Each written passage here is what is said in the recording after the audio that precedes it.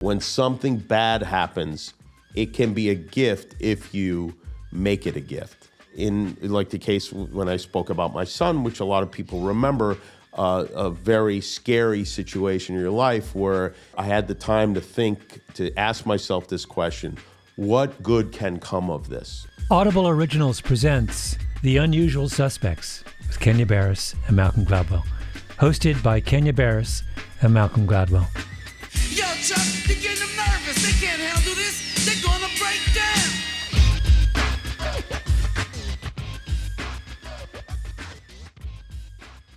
Dude, I'm so excited about today's guest. Kimmel, as I like to call him, or Jimmy Kimmel. He's a writer, producer, comedian, host of the Jimmy Kimmel Live on ABC. A lot of people say that someone needs no introduction, but Kimmel actually needs no introduction. Kenya, I don't get to do this as much as you because I'm not in Hollywood, but can I totally name drop about Jimmy Kimmel? Yes. Kate and I go to this fancy hotel in Montecito. We're there for some special little holiday. And I'm running outside, car pulls up, window goes down, it's Jimmy Kimmel. He says hello, right? So we start chatting. He goes, what are you guys doing after dinner? I was like, it's like, let's all hang out. So then this place is just chock-a-block of celebrities. Turns out Michael Keaton is also there. So I spend 4 hours drinking in the basement bar at this hotel. We were there till 3 a.m. with Jimmy Kimmel and Michael Keaton. It's the most extended exposure I've ever had to big deal Hollywood celebrity. It was so much fun. Two incredibly funny, quick-witted, whatever. It was just this magical evening. Yeah. Authentic. Those dudes are authentic. Ever since then, I'm of all those guys, he's my favorite. Yeah. What I find so dope about Kimmel is that his career has really been such a journey. He started in radio, then he did in high school, to hosting a college show, then he wanted to do the Man Show on Comedy Central, something that probably wouldn't get made today, to hosting ABC's biggest late-night talk show. He has become the king of late-night TV just by default. He's interesting, Kimmel. There are comics or talk show hosts who really want you as their audience. And there are those who are interested in using all of their special powers to make you the funny one. And he's very much in that second category. He's blue collar. You know what I'm saying? He understands the idea of how blessed he is to be in that position. You can feel the emotion from him. You know what I'm saying? Even just when we were talking to him, he's super emotional, super passionate. Yeah. He cares about his guests. He wants every interview to sort of matter. Where Letterman, it was always going to be partially a Letterman show, right? Because he's so quick and so funny and whatever. That's not Jimmy's thing. He's the other paradigm. And by the way, no one watched more Letterman than me. I think that works. 100%. Of all of the reigning talk show hosts, including Conan O'Brien, Colbert, Kimmel, Fallon. Jon Stewart, and Trevor Noah. Mm-hmm. You could have one to have dinner with. I mean, that's a tough one, but I probably would say Kimmel, just because he's just a real dude. Jimmy Kimmel is the one I would most like to get drunk with. I could see that. He's just a genuinely, really, really great and amazing person. Jimmy, thank you for joining us. Thank you for having me. Kimmel. I'm honored that two men of your caliber would want me to be on your podcast. You just finished interviewing one of the most famous people in America, right? That's true. Mr. Seinfeld. Jerome Seinfeld. Yeah. Jerome.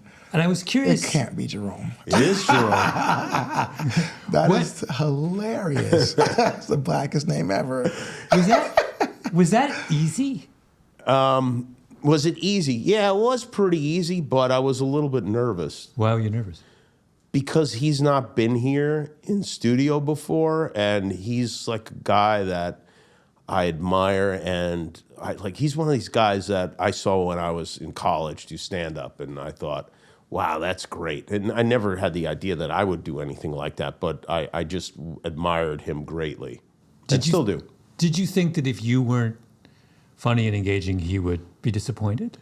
Yeah, there's some of that for sure, but my main goal is that he is able to be funny on my show. That's all any comedian really cares about. They don't care if you're funny. If you give them the opportunity to be funny, then they're happy when they leave. So that was really to kind of set them up and get out of the way. Yeah. When you're finished with something like that, do you go over it in your mind and say, oh, I wish I'd done this? Or Sometimes, not that much. I won't with this one. I was actually just talking to Tom, who is Jerry's manager and who also manages David Letterman, who's another one of my comedy guys, you know. And the first time I interviewed Dave, it was great. It was exhilarating, but it was awkward. It was terrifying. I'd been on his show 5 times, but to have him on my show it was a huge burden for me, just psychologically.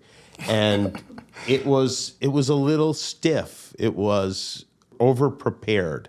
Mm-hmm. And so I try not to over-prepare because I think that can ruin an interview. Right. And in this case with Jerry, I think we had just the right amount of preparation. So if you'd interviewed him in your first show ever, it would have been bad. It would have been very bad, yeah. Bad or different? There's a difference between being different and bad. It would have been different and bad. Different and bad. Because I would have had to prove something to him. Like, I would feel like a stranger meeting him on the street. People underestimate how incredibly difficult it is and how proprietary. How long it takes to get good at it. I don't think I got good at interviewing until I had done it for about 30 years. But it makes sense, right? I mean, it's a skill and you have to practice. Like when I started in radio, I wanted to be on the radio. And so what I did was I waited around a radio station. I gave these disc jockeys that I knew ideas. I'd do characters. I'd call in. But I didn't really get to be on the radio for a long time. And those reps, that practice is important. Yes. Who pops out as it's like, you know, it's a home run every time they're going to do it?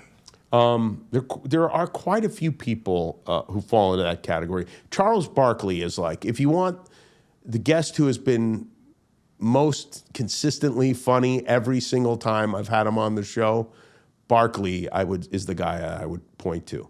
He's just a wild thinker. He really is not at all concerned about saying the wrong thing.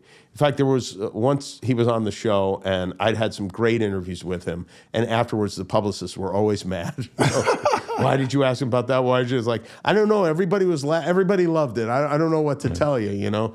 And they said, listen, we're going to bring Charles to the show. You cannot ask him about gambling or drinking. Is that clear? And I was like, fine. There's a million other things I can ask Charles Barkley about. He sits down in the chair and immediately starts talking about getting drunk and gambling. And I look over at the publicists. They're in like the corner of the studio. I was like, what are you gonna? I didn't do it. He did it. Did you know when you were doing radio, did you ever imagine that you would get here? No, never. It's still so crazy to me. I did not have big dreams. My dream was to be a radio disc jockey in a big market who held on to his job for more than 5 years. That was really my dream because I worked in a lot of small markets. I worked in some pretty big markets too, but I kept getting fired over and over again. I'd get fired from my jobs, and I realized like this is not a sustainable career. This is like, I have to find the right situation. I got very lucky. A guy I went to college with was the program director at K-Rock in LA. And I went to a mutual friend's wedding in Erie, Pennsylvania, and I was super funny the whole week that we were there hanging out. And afterwards, he's like, I didn't realize Jimmy was so funny. And then I just kept hounding him for a job. And finally, he was like, "Yeah, okay. I think we're going to hire you to work on the morning show with these guys, Kevin and Bean." Oh, wow. And I thought I had the job, and then no one called, and a month went by, and he didn't return my calls, and I was starting to get desperate. I knew I was about to get fired from the job I had in Tucson. I could see the writing on the walls, and so I just moved to LA. And at this time, I had a wife and 2 little kids, and I said to my wife, I'm going to move to LA. You guys are going to follow me in a couple of weeks. I'm going to show up at the radio station, and hopefully he will take mercy on me and give me a job, the job that I felt I was promised, months ago. And that's what happened. And he gave it to you. He did. Yeah, he really didn't have a choice. I moved here. I was like, I'm here for work. There's this saying in hip-hop, if someone got it out the mud, I got out the mud from the sewer. It means that someone started from the bottom. And Kimmel definitely got out of the mud. No disrespect to Conan, but Jimmy isn't someone who went to Harvard and wrote for the Harvard Lampoon, then wrote for SNL, then wrote for The Simpsons. His path was actually very different. Kimmel started with a high school radio show, then hosted a show on UNLV, that college powerhouse, on their college station. Then while he was at Arizona State, he became a popular caller to a radio show in Phoenix. Then he went on to do radio in Seattle, Tampa, Palm Springs, all the places, all the hits. While he was there, actually, he recruited Carson Daly to be his intern in Palm Springs. Then Kimmel went to Tucson, then LA, where he became Jimmy the sports guy on K-Rock for the Kevin and Bean morning show. That's where he met Adam Carolla, who he'd ended up working with for years. Then Kimmel transitioned finally to TV to become a co-host of Win Ben Signs Money on Comedy Central for 4 seasons. He won an Emmy there. And then he was a co-host and co-producer of The Man Show. That was a show with the girls jumping around with the boobs. It's pretty funny. He produced other shows for Comedy Central too, like Crank Anchors, which I love, hilarious. The Andy Milonakis Show. He even appeared as a commentator on Monday Night Football for ESPN. Although that was pretty short-lived. I think it was, maybe on once or twice, and never invited back because his jokes were a little too edgy for it. The point is that he did it, and he got it out the mud.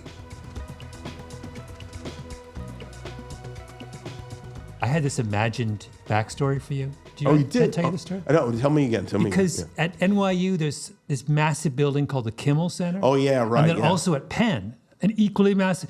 This guy Kimmel has given Sidney Kimmel, hundreds of millions of dollars.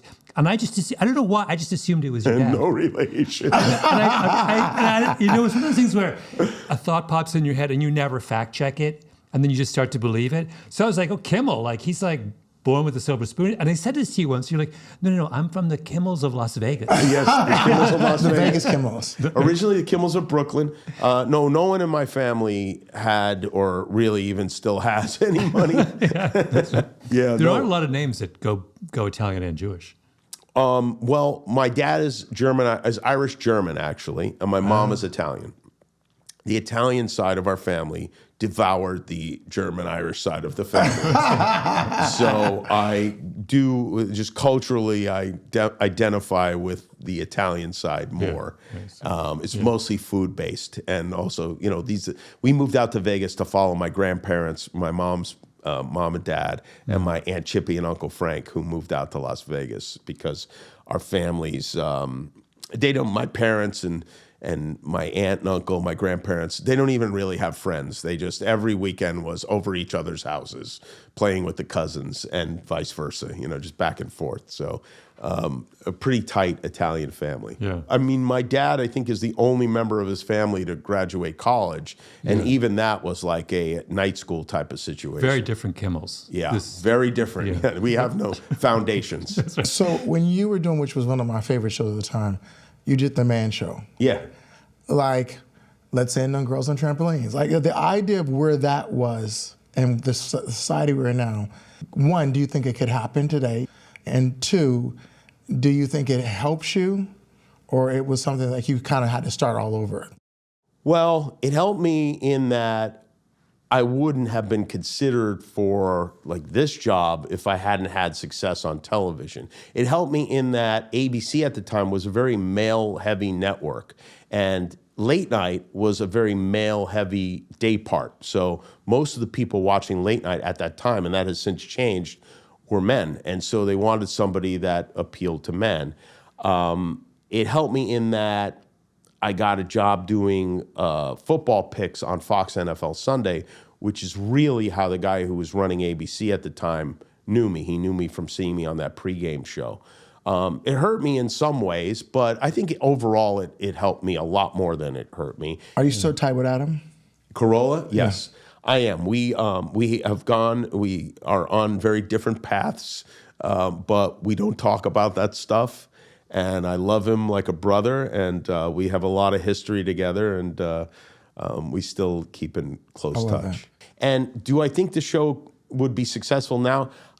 And people hate when I say this, especially my wife. I think it would be more successful now. Really? Yeah. I don't know that we'd have any advertisers, but I think people make a lot of this, the effect that whatever you want to call it, political correctness, woke, whatever they're calling it nowadays, I don't know. But people make a lot of of that, and that it, how much it hurts comedy, but it also fuels a certain branch of comedy. I mean, there are also people that thrive, I think, in large part because of that backlash. And so, I still think there's an audience for it. It's not where I am in my life. And for me, I always felt that was a sketch comedy show that specifically was through a prism. It really, if any show was my model, it was the Benny Hill show. Love Benny Hill. And I always thought, Benny, I just really thought like, this is a chance to see like,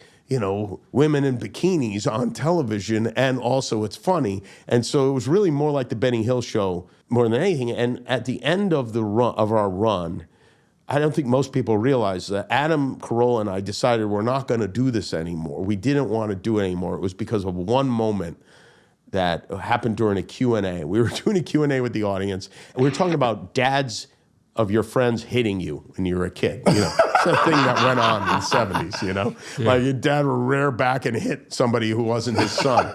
And we were talking about that, and he was talking about some dad in the neighborhood, and he was talking about what a jerk the guy was, and he said, and what an idiot he was. This guy would say, opinions are like assholes. Everyone has one. And Adam was saying it to illustrate that the guy wasn't particularly clever, and the audience broke into laughter. And I was just like, Adam looked at, and I looked at each other and thought, this is not what we want to be doing. So the show kind of like took on a life of its own that we hadn't intended.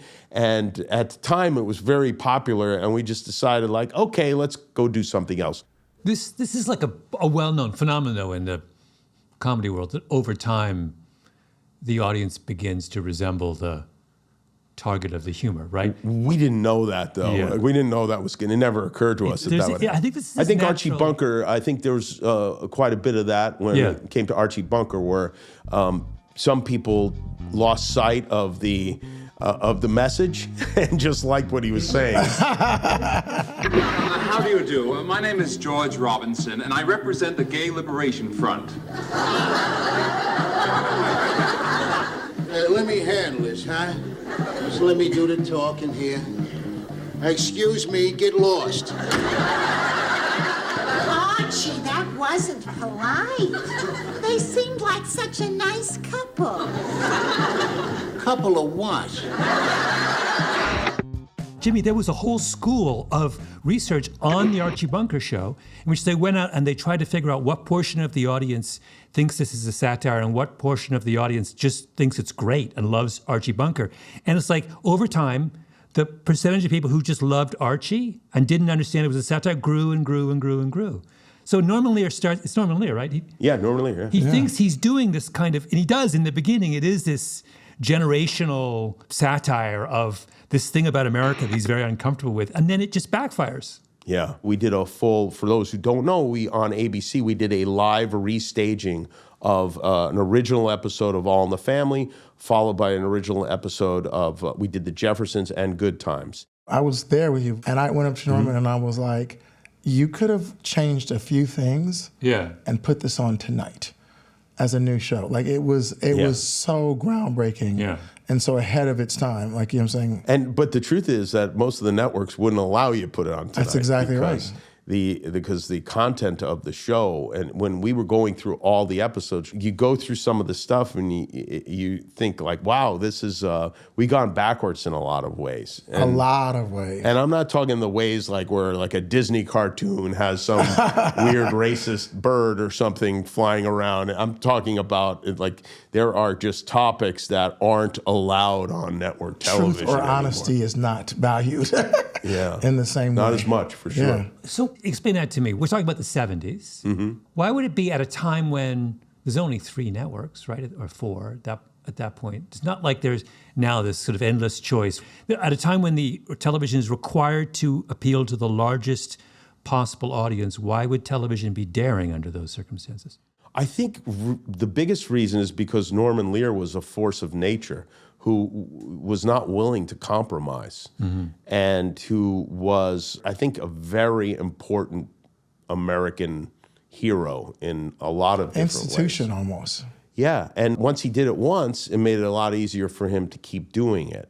Yeah. But before that show, there was nothing like that. Nothing. It was Leave it at Beaver. I'm home from school, Mom. You know, it was all that kind of stuff. Yeah. It was like people and saying- then once Norman stopped making shows, it kind of went away. Or maybe it didn't go away. Maybe just when we had access to cable television, we had access to then streaming television. Maybe it was taken up by those networks, and network television became more of a common denominator than anything. How would your career be different had you come of age in that era?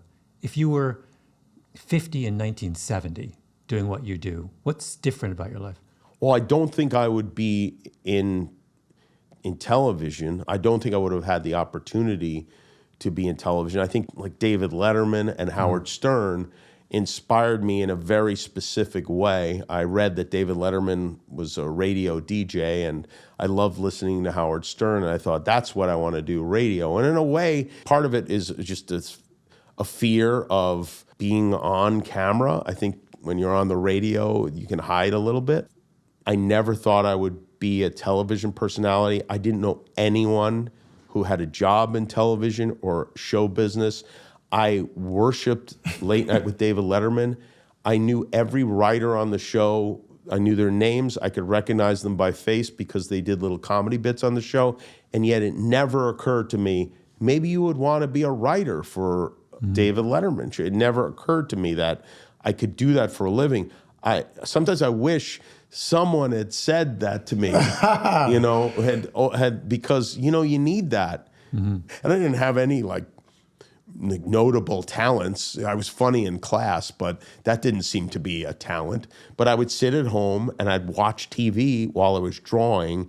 And like when Bill Cosby was hosting The Tonight Show, I had a little cassette recorder and I would record it and make a transcription of his jokes. And I would look at it, and that never translated into maybe you should be a comedy writer, even though I was writing routines for Bill Cosby on yellow legal pads. What? And writing fake quotes from my Aunt Chippy, you know, in like a notebook that I still have. That you know, I was writing for characters, and I just didn't even realize that was what I was doing. I was such a fan. Before I did Blackish, I was going to do a show with Cosby. And I got to go to his house, and I remember, you know, I was like so nervous. And I walk in, and he has heated leather parquet floors, right, in his house. And I walk in, and I'm like, oh my God. I'm like, that's in case anyone passes out. I didn't know that at the time. So I'm like, walking, he's in pajamas, he's in white pajamas. I'm like, how do you afford all this? And he starts to tell me about his success. I said, no, Mr. Cosby, I understand your success. It was a joke. And like, and I realized, I was like, oh, this is going to be a different situation. And like, it was, but then when we actually started talking, he was brilliant. You know what I'm saying? Like, just in telling stories or being whatever. But it was definitely like a line that, and he didn't support Blackish, ultimately. It was Norman Lear that did. Norman Lear came the pilot, and Cosby was like, I don't think this is a good, you know, he was only going to do the show with me because he did not like Tyler Perry. And he's like, I want to support something other. But it ended up being Norman Lear. But he was the guy who was the first guy that like my white friends and me both were like, I want that to be my dad. And that was the first time we both wanted the same dad, and he was a black guy on TV. So it was like, that was groundbreaking. When I had him on my show, he was only here once. I mean, I was almost in tears. I was so moved by the fact that he was here. Pre-controversy? Yeah, pre-controversy, yeah. At that age, in your kind of early adolescence, you're faced with the task of kind of mastering some aspect of the world, right?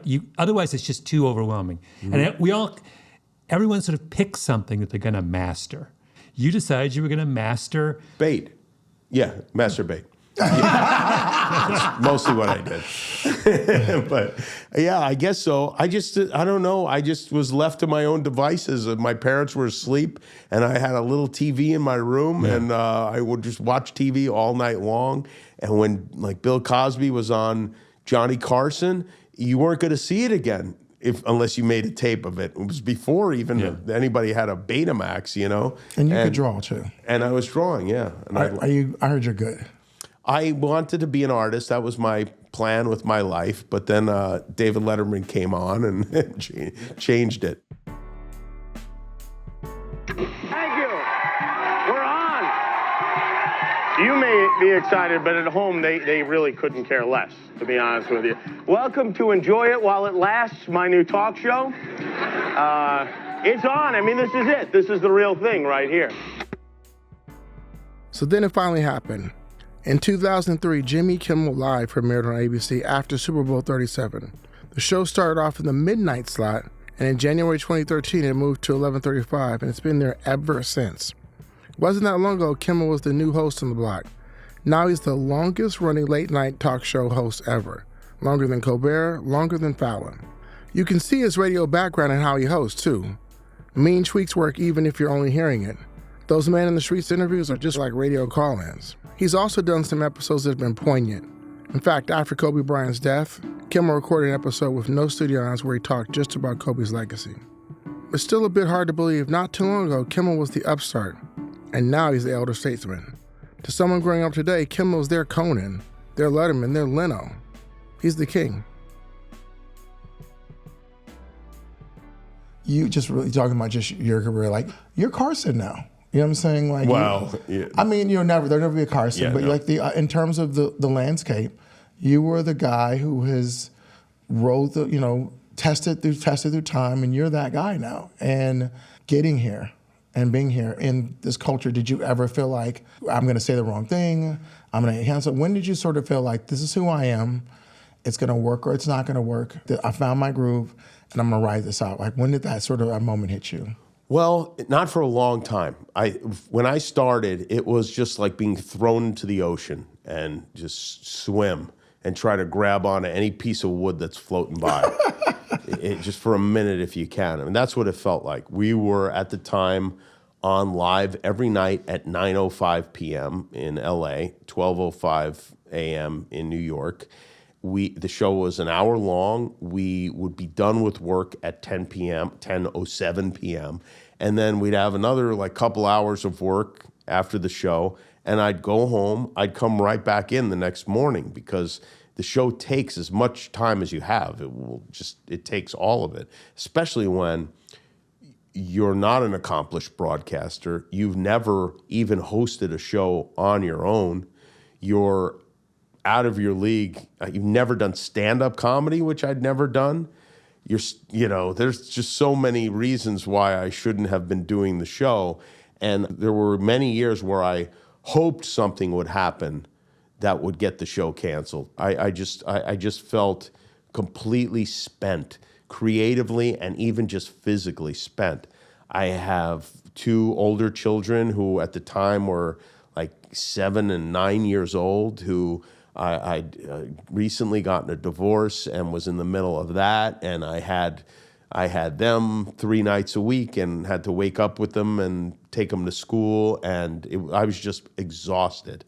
But when things started to settle down, they got a little older, they could drive. That was a big, weirdly, them being able to drive to school was a big win for me.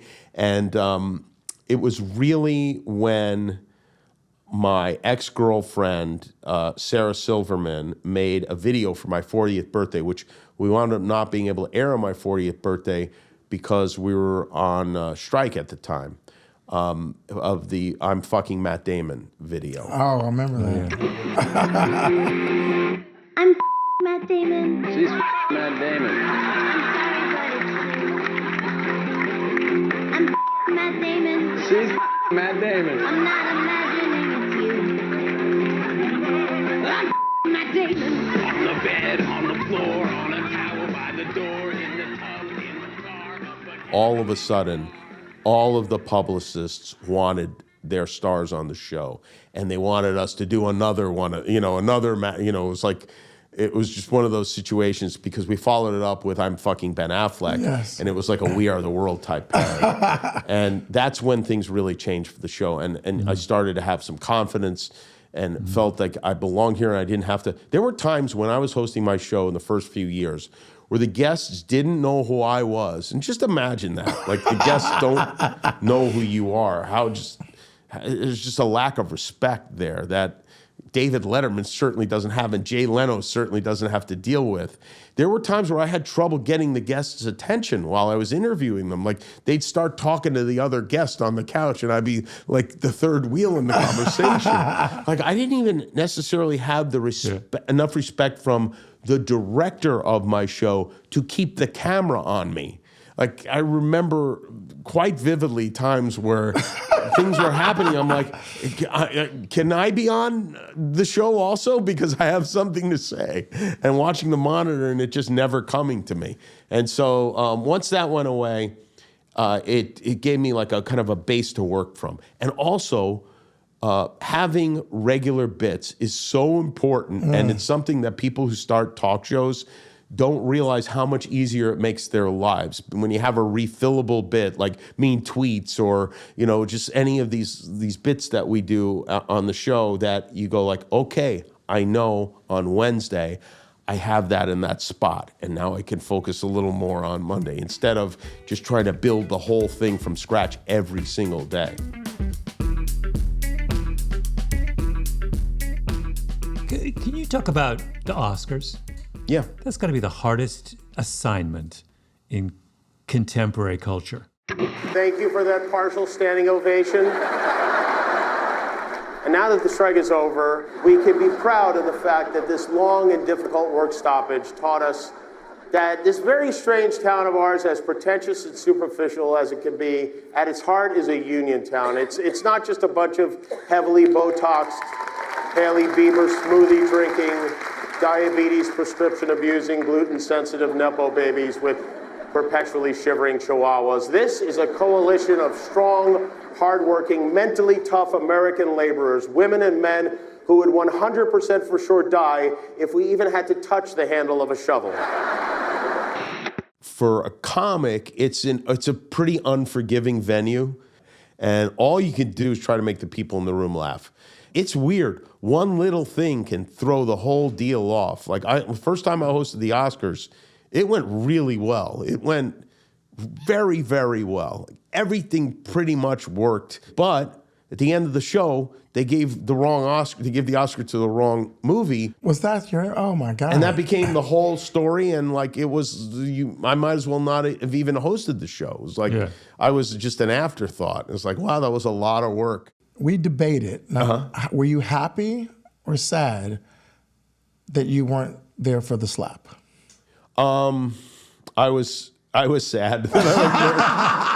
You won. Well, you could dine out on that story for the rest of your life. I mean, you got robbed of fantastic material. Before the slap, I had the most controversial moment in Oscars history. You know, I was right in the middle of it, and now it's number 2. And who wants to have the second most controversial moment in Oscars history? Did you think when this slap happened, did you think it was a bit? Or did you think, no. Really? I knew immediately it wasn't a bit. How? I could just tell. I mean, I know Will Smith and I know Chris Rock, and I could just tell. I just knew immediately that it wasn't a bit. Oh, so I immediately, I think 7 to 10 minutes with most of the people were like, it's a bit. And then I didn't know until the screaming back and forth from the seat that it wasn't a bit. Yeah, I didn't. It was different on television than it was in the room, I think. I'm sure it was. I'm sure there was a tremendous, well, it was tense in both spots. Yeah. I hate it. You know what? I wish it didn't happen. Sure. But if it did happen, I would have liked to have been there. Of course. Were you in the room or did you watch on TV? No, I was watching on television. Yeah. But I did wish it didn't happen because I really like Will Smith. Love them both. And I really like Chris Rock. And I don't think it turned out to be a good thing. Well, obviously it wasn't a good thing for Will Smith, but even with Chris Rock, it's like, that's the story he wants at the top of his obituary? I was so happy that he didn't slap a white guy. I'll be honest with you, I was just like, thank God. Like, I was just so happy that it wasn't going to be like a race thing. Yeah, that would have definitely made it. That would have made it worse. Yeah.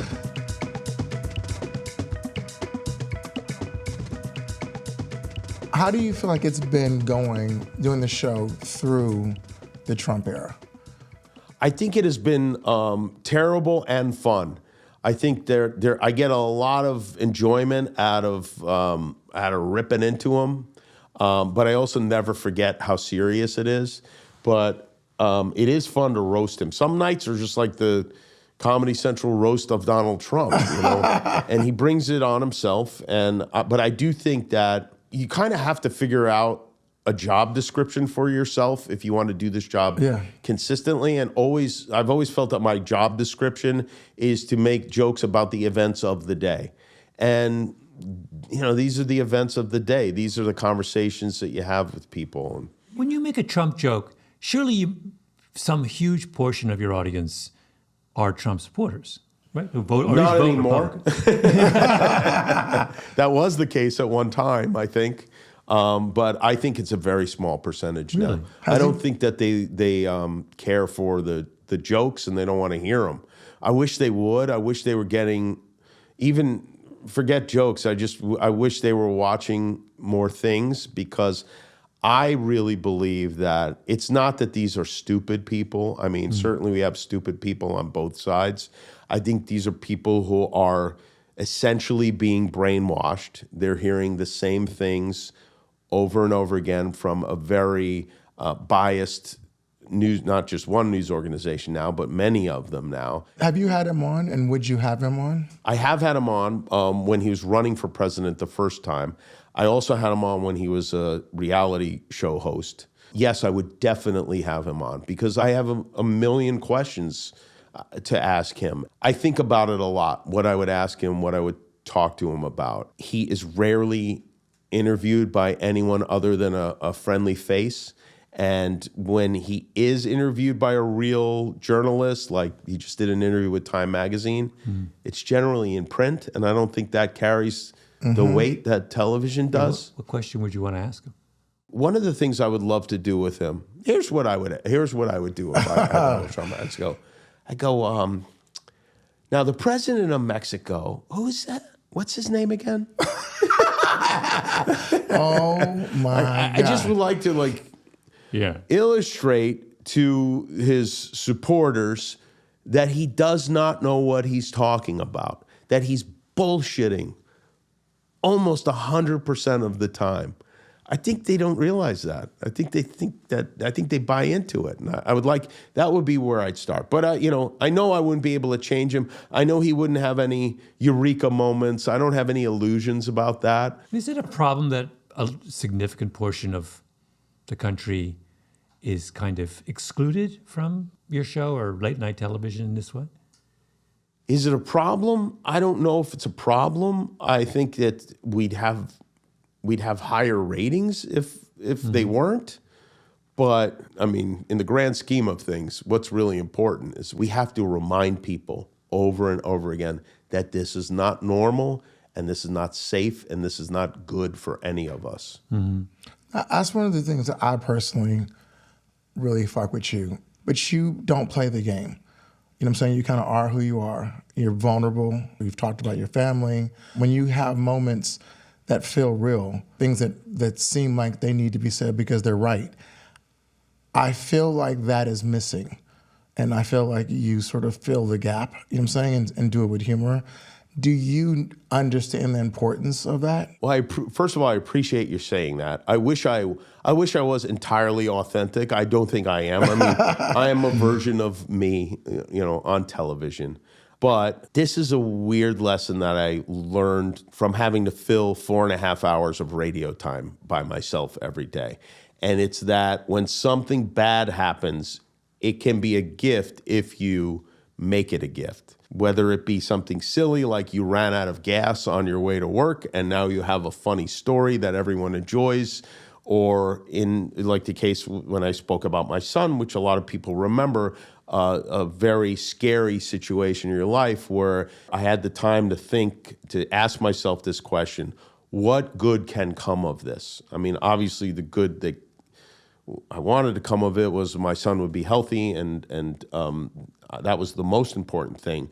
But is there something that can happen as a result of what I know is a powerful story that most people can relate to? And it just so happened that day that my son was in the hospital, that day they were voting on the Affordable Health Care Act. It's just, and it was, I don't believe things are meant to be. I don't. But if I were ever to be in a situation where I did believe it, that would be the one, because it was pretty crazy. You know, before 2014, if you were born with congenital heart disease like my son was, there was a good chance you'd never be able to get health insurance because you had a pre-existing condition. If your baby is going to die, and it doesn't have to, it shouldn't matter how much money you make. I think that's something that, whether you're a Republican or a Democrat or something else, we all agree on that, right? I mean, we do.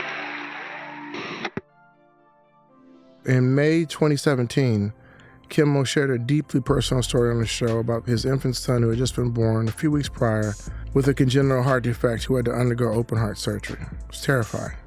He gave a moving 13-minute monologue. Kimmel was visibly and understandably emotional. He cried. It was one of those moments where you see someone's human side, where you really see who they are.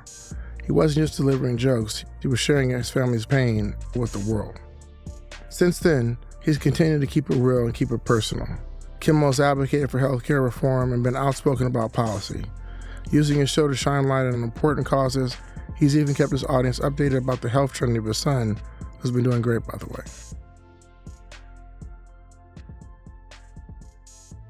I thought, you know what? I see what's going on in this hospital. I see that there are parents here who are, taking the day off from cleaning someone's house to take care of their child, and they're not going to get paid today, and they don't have the money to afford this surgery. But this is the most important. Their lives are ruined if their child dies, or is suffering. And so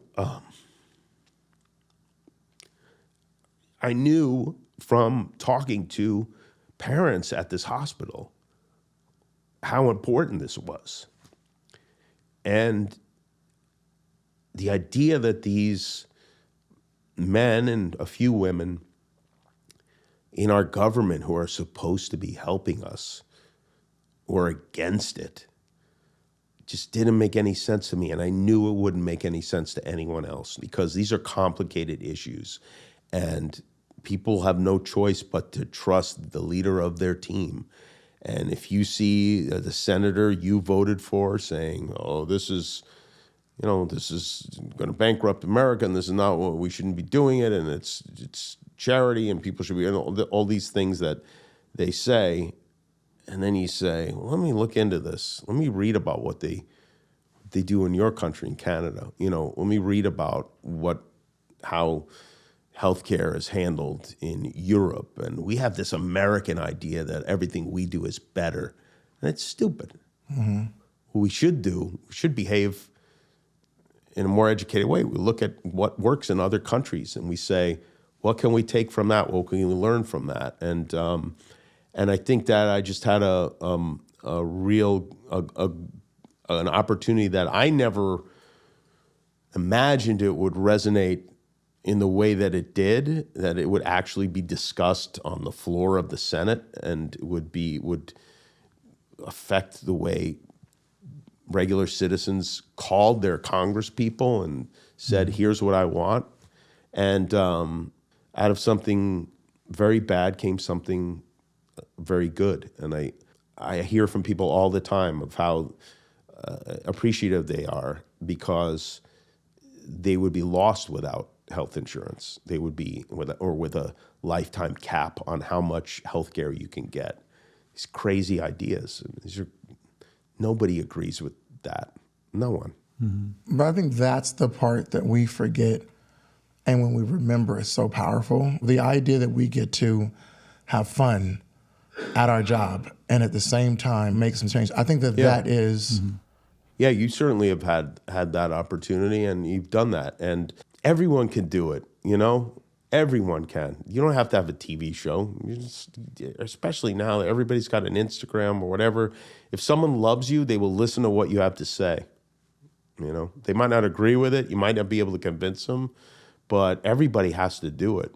I feel proud to be part of this group of hosts, like Jon Stewart and Stephen Colbert and Seth Meyers, and and who speak about this stuff regularly, because it makes me feel not alone, and also I learn things from hearing them. I think like some of the stuff that Jon Stewart has done, in supporting veterans. I think it's, for me, people like John and Bruce Springsteen and Kurt Vonnegut have helped shape my Kurt Vonnegut worldview. makes the list. Yeah. And there's a guy who writes for Esquire named Charlie Pierce, who I love very much. He's a live wire. Yeah, he is, and he's so smart, and he knows history so well. I subscribe to his newsletter, and I read his stuff, and he's worth, I wish more people knew about him. Is there anyone in the world of media whose job you'd rather have? Job I'd rather have? Some jobs are easier, like every once in a while I host a game show. I'll host Who Wants to Be a Millionaire, and I think, boy, this is the way to make money, because it's, there's no preparation other than learning to pronounce the words. One job I always thought would be fun that I always wanted to have was Andy Rooney at the end of 60 Minutes. You write a 60 to 90 second booze up first complaining piece. Yeah, that's right. Yeah, and bitch about something in a funny way. That's something that appeals to me. Yeah. Well, I'm unbelievably thankful for you to be here. Thank you, Jimmy. Yeah. Always a super cool dude. Yeah, it's great to chat. I know it's funny. Isn't it funny? Like, you really don't get to talk to somebody until you have them on your podcast. Yeah.